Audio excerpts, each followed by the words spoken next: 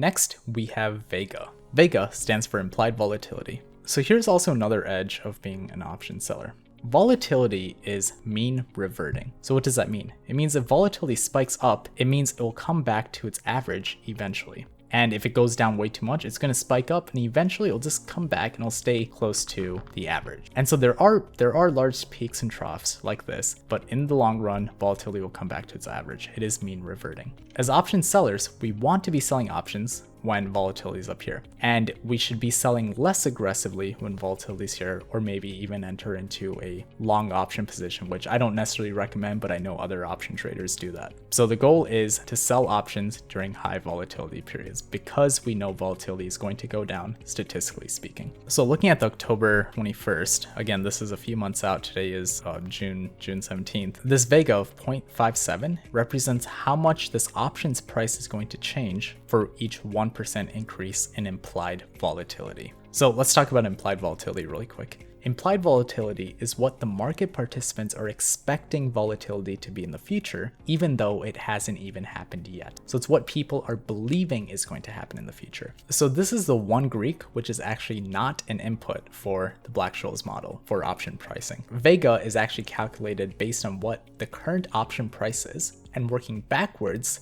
to figure out what the implied volatility is. Because again, implied means it hasn't even happened. People are predicting what's going to happen in the future. All this means is people are expecting volatility to be a certain amount in the future. So going back here again, this is the October. You'll notice volatility, Vega is at 0.593 for 260. Now if you get closer, notice Vega is a lot less, right? For the 260 right here, Vega is a lot less. So volatility has a larger impact for further dated options than shorter dated options. All right, well now let's jump into the last Greek.